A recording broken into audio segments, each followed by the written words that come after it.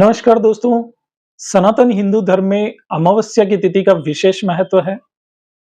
अमावस्या की तिथि पितरों को समर्पित मानी जाती है और ये दिन पितरों की पूजा के लिए सर्वोत्तम दिन माना जाता है, क्योंकि अमावस्या का दिन पितृलोक में दोपहर का वो समय होता है जब हम पितरों की पूजा अर्चना करते हैं, तो उसका विशेष लाभ हमें प्राप्त होता है। आपने मेरे पिछले वीडियो में देखा होगा कि हमारे 15 दिन के बराबर पितरों का एक दिन होता है तथा हमारे 15 दिनों के बराबर पितरों की एक रात्रि होती है। यानी कि हमारा एक महीना पितरों के एक दिन के बराबर होता है। ऐसे में अमावस्या वह तिथि है जब पितृलोक में दोपहर के 12 बज रहे होते हैं।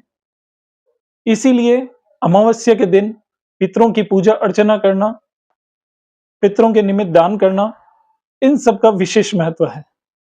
तो आज के वीडियो में हम बात करने वाले हैं कि अमावस्या के दिन आपको क्या करना चाहिए, क्या नहीं करना चाहिए, घर पर ही पितरों के निमित्त तर्पण कैसे कर सकते हैं तथा किस तरह से आप हवन कर सकते हैं। तो दोस्तों, अमावस्या के दिन दूसरों के घर का अन्न नहीं खाना चाहिए, जहां तक हो सके बचना चाहिए।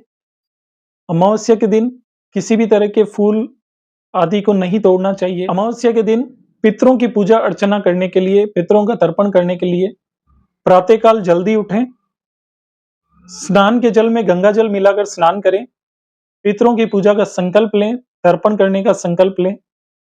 दोपहर के 12 बजे के समय आप दक्षिण दिशा की ओर मुख करके पितरों का तर्पण कर सकते हैं।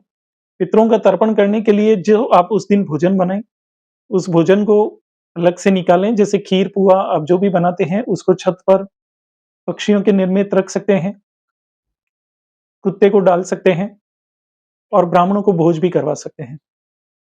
तर्पण करने के लिए एक लोटे में शुद्ध जल लें, जल में थोड़ा गंगा जल मिलाएं, उसमें काले तिल डालें, उसमें सफेद पुष्प डालें और कुशा कुशा हाथ में लेते हुए अपने बाएं हाथ में जल लें और दाएं हाथ से कुशा हाथ में रखते हुए तिल मिलाए हुए जल को अपने हाथ पे इस तरह से डालें और अपने पितरों का स्मरण करें। ध्यान रखें, ये विधि आप दक्षिण दिशा की मुख करके करें। तर्पण करते समय अपने पितरों का ध्यान करें और पितरों से आप आशीर्वाद प्राप्त करें। तर्पण करने के पश्चात आप घर पर ही छोटा सा हवन भी कर सकते हैं, धूप या हवन कर सकते हैं। तो हवन करने के लिए एक बर्तन में काले तिल, जो गाय का घी, चावल, चंदन पाउडर, गूगल, गुड़, देशी कपूर, इन सबको मिश्रित कर लें और कंडों से हवन करते हुए उस समय आपको 5 मंत्र मैं आपको बता रहा हूं। प्रत्येक मंत्र को आपको 11 बार बोलना है और इस हवन करने के बाद इसको आपको पितरों को समर्पित करना है। ये 5 मंत्र आपको आपकी स्क्रीन पे दिख रहे होंगे, आप स्क्रीनशॉट ले लें और इन पांचों मंत्रों को आपको 11 बार बोलना है हवन करते समय। और हवन करने के पश्चात इसे आप अपने पितरों को समर्पित करें, इससे आपको बहुत लाभ मिलेगा। दोस्तों, ध्यान रखिए, अगर आपके पितृ आपसे प्रसन्न हैं, तभी आपकी मनोकामनाएं पूरी होती है तथा आप जो भी प्रार्थनाएं करते हैं वो भगवान तक तभी पहुंचती है जब आपके पितृ प्रसन्न हो। तो भगवान को खुश करने का माध्यम ही आपके पितृ ही हैं। आपके और भगवान के मध्य की अगर कोई कड़ी है जो आपको भगवान से जोड़ती है, तो वो आपके पितृ हैं। तो पितरों की पूजा अर्चना करना, उनका आशीर्वाद लेना बहुत ही महत्वपूर्ण है।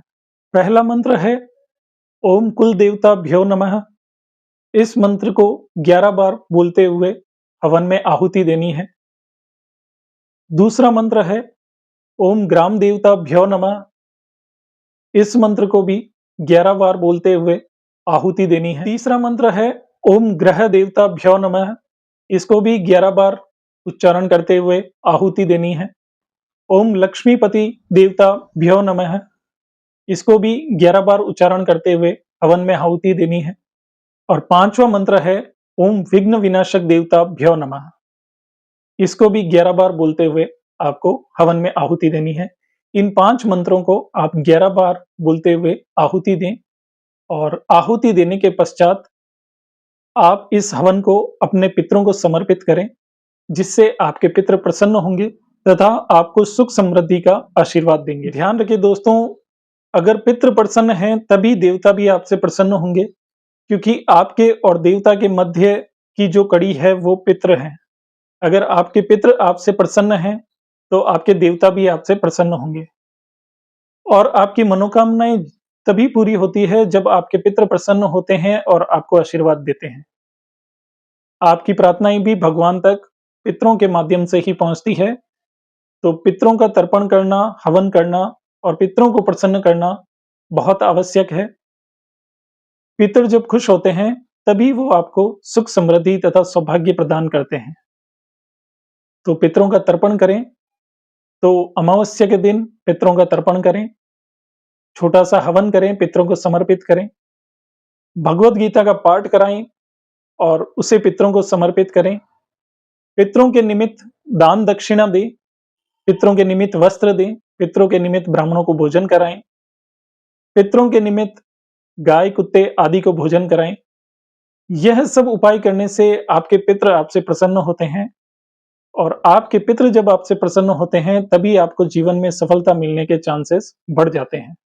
अमावस्या के दिन ये कुछ उपाय करके आप अपने पितरों को प्रसन्न कर सकते हैं और आपके जीवन में जो भी दुख कष्ट आ रहे हैं उनको दुख दूर कर सकते हैं और अपने जीवन में सुख समृद्धि तथा सौभाग्य को प्राप्त कर सकते हैं।